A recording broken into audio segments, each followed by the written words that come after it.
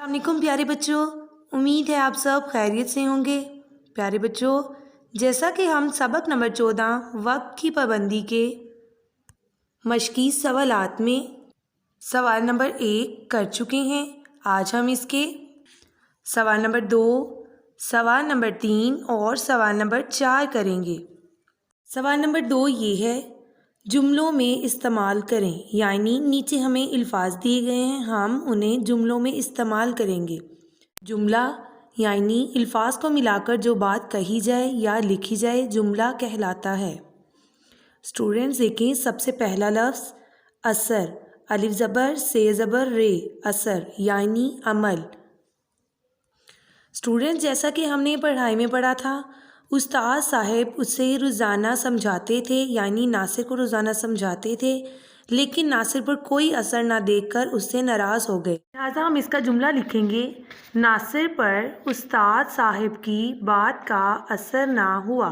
नून अलिफ ना, स्वाद सिर नासिर, पेरे पर, अलिफ पेश सीन उस, ते अलिफ ता दाल उस्ताद, स्वाद अलिफ सा हे बेहब उस्ताद साहब, काफ छोटी की, बे अलिफ बात ए बात, काफ अलिफ का, अलिफ से रे असर ना, हे वाव अलिफ वा ना हुआ। नासिर पर उस्ताद साहिब की बात का असर ना हुआ। आगे देखें अगला लफ्ज़ नाराज, नून अलिफ ना, रे अलिफ रा, ज़्वाद नाराज। फ्रेंड्स, हमने पढ़ाई में पढ़ा था, उस्ताद साहिब उसे रोज़ाना समझाते थे, लेकिन उस पर कोई असर ना देखकर उससे नाराज़ हो गए। लिहाजा हम इसका जुमला लिखेंगे, उस्ताद साहिब नासिर से नाराज़ हो गए।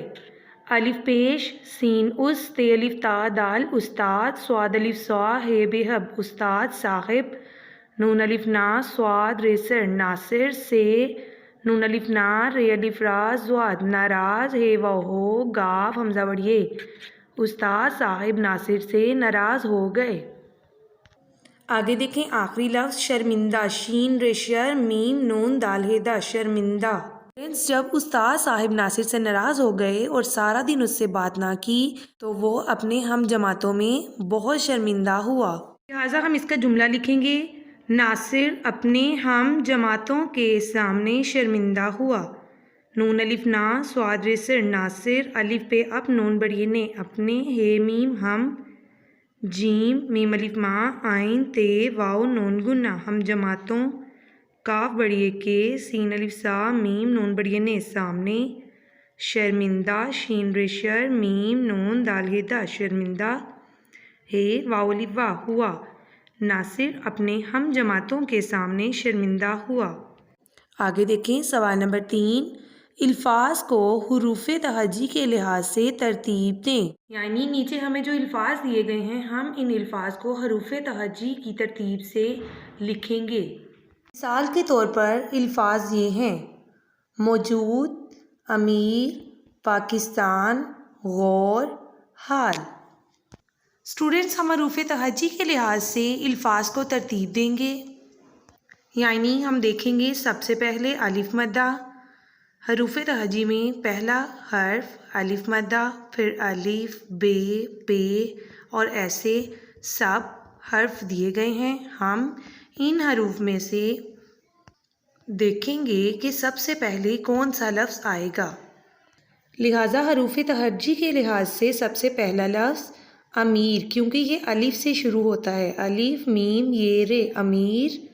फिर पाकिस्तान, क्योंकि अलिफ के बाद हरूफ तहज्जी का अगला हर्फ पे आएगा, लिहाजा हम अल्फाज में दूसरा लफ्ज़ लिखेंगे पाकिस्तान।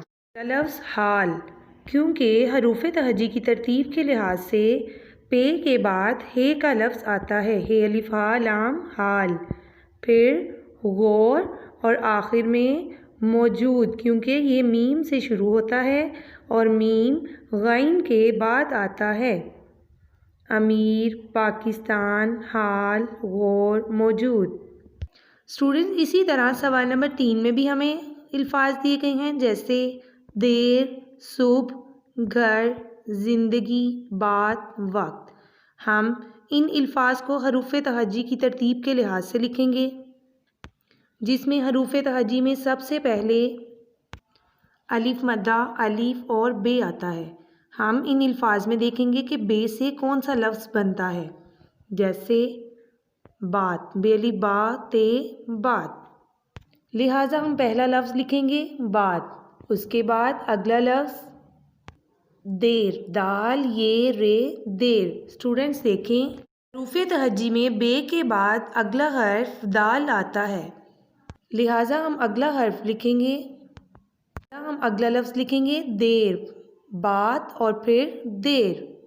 آگے دیکھیں دال کے بعد زندگی، جیسا کہ حروف تہجی میں دال کے بعد زے آئے گا، اس لیے اگلا لفظ ہوگا زندگی، زے نون دال گاف چھوٹی ہے گی، زندگی۔ آگے دیکھیں زے کے بعد اگلا لفظ صبح، صاد پیش بے ہے صبح۔ حروف تہجی میں زے کے بعد اگلا حرف صاد آتا ہے، لہٰذا ہم یہاں لفظ زندگی کے بعد صبح لکھیں گے، صاد پیش بے ہے صبح۔ آگے دیکھیں لفظ صبح کے بعد اگلا لفظ گھر، لہٰذا حروف تہجی کی ترتیب کے لحاظ سے اگلا لفظ ہوگا گھر۔ اور آخر میں وقت، واؤ زبر کاف وقت تے وقت، لہٰذا لفظ گھر کے بعد وقت کا لفظ آئے گا۔ اسٹوڈنٹس آگے دیکھیں سوال نمبر 4، درست جملے کے سامنے یہ نشان یعنی ٹک کا نشان لگائیں اور غلط جملے کے سامنے یہ نشان یعنی کراس لگائیں۔ جیسا کہ نمبر 1 نماز پڑھنا۔ پیارے بچوں جیسا کہ نماز پڑھنا درست جملہ ہے، لہٰذا ہم اس کے سامنے ٹک کا نشان لگائیں گے یعنی صحیح کا نشان لگائیں گے۔ آگے دیکھیں نمبر 2 ناخن چبانا۔ جیسا کہ ناخن چبانا بری عادت ہے، اس لیے پیارے بچوں ہم اس کے سامنے کراس یعنی غلط کا نشان لگائیں گے۔ نمبر 3 وقت کی پابندی کرنا۔ وقت کی پابندی کرنا اچھی عادت ہے، لہٰذا پیارے بچوں آپ کو وقت کی پابندی کرنی چاہیے، اس لیے ہم اس کے سامنے صحیح کا نشان لگائیں گے یعنی ٹک کا نشان لگائیں گے۔ نمبر 4 والدین کا کہا ماننا۔ ہمیں اپنے والدین کا کہا ماننا چاہیے، ان کا ادب و احترام کرنا چاہیے، لہٰذا نمبر 4 درست جملہ ہے، ہم اس کے سامنے درست یعنی ٹک کا نشان لگائیں گے۔ نمبر 5 گندے ہاتھوں سے کھانا کھانا۔ جیسا کہ ہمیں کھانا کھانے سے پہلے ہاتھ دھونے چاہیے، لہٰذا یہاں یہ جملہ غلط لکھا گیا ہے، گندے ہاتھوں سے کھانا کھانا، جو کہ غلط ہے، اس لیے ہم اس کے سامنے غلط یعنی کراس کا نشان لگائیں گے۔ پیارے بچوں آپ نے سوال نمبر 2، 3 اور 4 کو یاد کر کے اپنی کتاب پر لکھنا ہے۔ کل ہم اگلے سوالات کریں گے۔ اللہ حافظ۔